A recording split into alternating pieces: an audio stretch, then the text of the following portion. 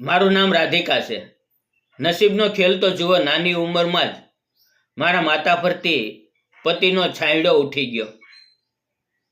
અમારો નાનો એવો સંસાર હતો, પણ એક અકસ્માતે મારી ખુશીઓ છીનવી લીધી. પતિના ગયા પછી સાસરિયાઓનું વલણ સાવ બદલાઈ ગયું. દરરોજ મહેણા ટોણા સાંભળવા પડતા. આખરે એક દિવસ અપમાનનો ઘૂંટડો પીને મેં એ ઘર છોડી દીધું. પિયરમાં પણ વૃદ્ધ માતા પિતા, નાના ભાઈ બહેનનું પેટ માંડ માંડ ભરતા હતા. એટલે તેમના પર બોજ બનવાને બદલે મેં જાતે કમાવાનું નક્કી કર્યું. રોજ ભટકતા ભટકતા મને એક મોટા જમીનદાર પરિવારની મોટી હવેલી જેવા ઘરમાં કામ મળ્યું. ઘરમાં માત્ર એક વૃદ્ધ માજી રહેતા હતા, સુમિત્રાબા. તેમનો દીકરો ધ્રુવ શહેરમાં સરકારી અધિકારી હતો. મેં માજીની સેવા કરવાનો અને ઘર સાચવવાનો નિર્ણય લીધો. ઝાડુ પોતા, રસોઈથી લઈને માજીની દવાઓ સુધી બધું હું જીવ લગાવીને કરતી. માજી પણ મને ઘરની દીકરીની જેમ રાખતા. અચાનક એક અઠવાડિયા પછી માજીની તબિયત બહુ બગડી ગઈ. તેમણે દીકરાને ફોન કરીને બોલાવ્યો. ધ્રુવ પણ 15 દિવસની રજા લઈને તરત જ ગામડે આવી પહોંચ્યો.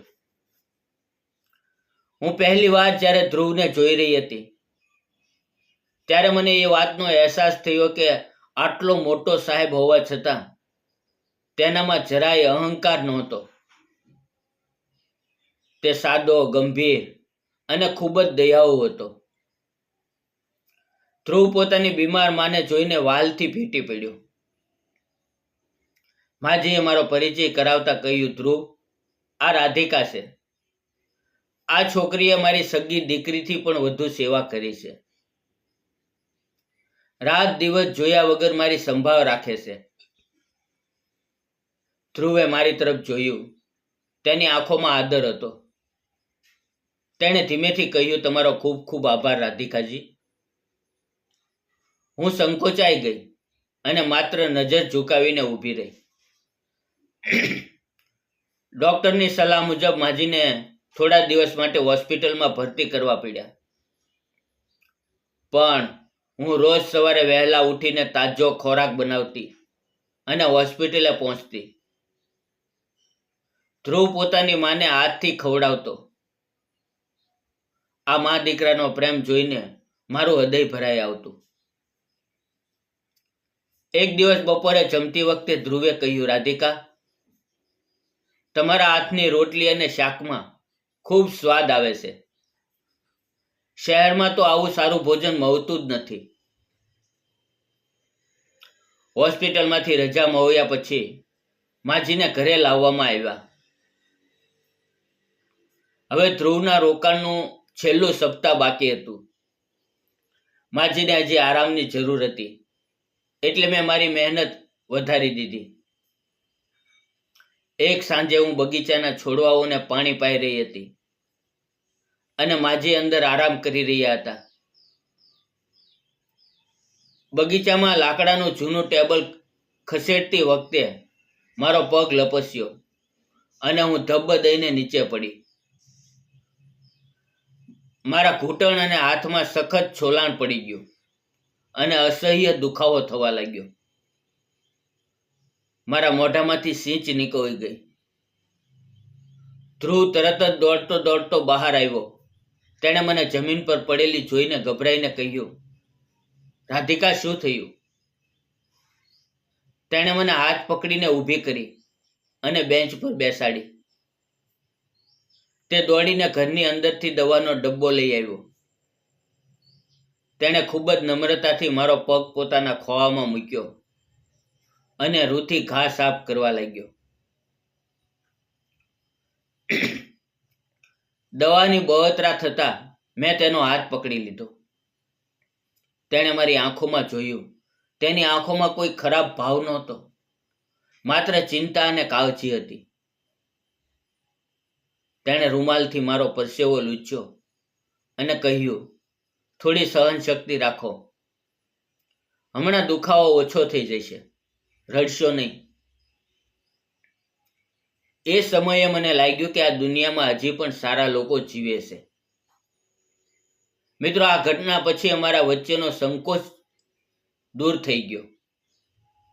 એક દિવસ સાંજે વાતચીતમાં ધ્રુવે મને મારા ભૂતકાળ વિશે પૂછ્યું. મેં મારી આંખોમાં આંસુ સાથે મારી બધી વાત કરી કે કેવી રીતે નાની ઉંમરે હું વિધવા થઈ, સાસરિયાઓએ કાઢી મૂકી અને ગરીબીમાં ભટકવું પડ્યું. ધ્રુવ શાંતિથી સાંભળતો રહ્યો. પછી તેણે ગંભીર થઈને કહ્યું, રાધિકા, ભૂતકાળને ભૂલીને આગળ વધવું જોઈએ. તમે ફરીથી નવું જીવન કેમ શરૂ નથી કરતા? મેં નજર ઝુકાવીને કહ્યું, સાહેબ,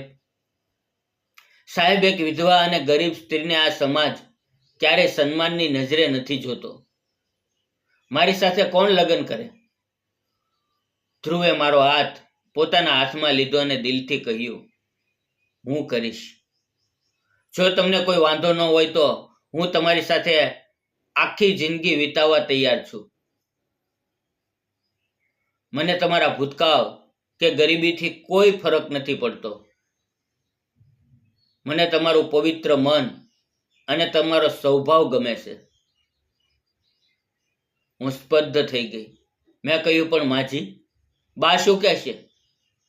સમાજ શું કહેશે? તેણે સ્મિત સાથે કહ્યું, હું આજે જ બા સાથે વાત કરું છું. મેં રસોડામાં ઊભા રહીને ધ્રુવ અને માજીની વાત સાંભળી. ધ્રુવે માજીને કહ્યું, માં, તમે હંમેશા મારા માટે ગુણવાન વહુ ઈચ્છતા હતા ને? પણ રાધિકા કરતા શ્રેષ્ઠ ગુણ કોનામાં હોઈ શકે? તે તમારી સેવા પોતાની માં સમજીને કરે છે, અને જો તે મારી પત્ની બનશે તો આખું ઘર સ્વર્ગ બની જશે. માજીની આંખો ખુશીથી છલકાઈ ગઈ. તેણે તરત જ મને અંદર બોલાવી અને પોતાના ગળે લગાવી લીધી. માજીએ કહ્યું, દીકરી, તારાથી સારી વહુ મને મળી જ ન શકે. થોડા જ દિવસમાં સરળતાથી અમારા લગ્ન થઈ ગયા. મારા મા બાપને પણ બોલાવવામાં આવ્યા. તેમની આંખોમાં પણ હરખના આંસુ હતા. આજે હું, ધ્રુવ અને માજી એક સાથે ખૂબ જ સુખી જીવન જીવી રહ્યા છીએ. ધ્રુવ મને ખૂબ જ સન્માન આપે છે અને પ્રેમ આપે છે. મિત્રો, ધ્રુવે એક વિધવા સ્ત્રીને અપનાવીને સાચું કર્યું કે ખોટું? સાચો પ્રેમ ક્યારેય રૂપ, પૈસા કે ભૂતકાળ નથી જોતો. તે માત્ર સાચું મન અને સંસ્કાર જુએ છે. દરેક સ્ત્રીને સન્માનથી જીવવાનો અને નવી શરૂઆત કરવાનો પૂરો હક છે. જો તમને આ કહાની ગમી હોય તો ચેનલને લાઈક, શેર અને સબસ્ક્રાઇબ કરવાનું ભૂલતા નહીં. ફરી મળશું મિત્રો એક નવી વાર્તા સાથે આવતીકાલે. ત્યાં સુધી તમારું ધ્યાન રાખો. જય હિન્દ.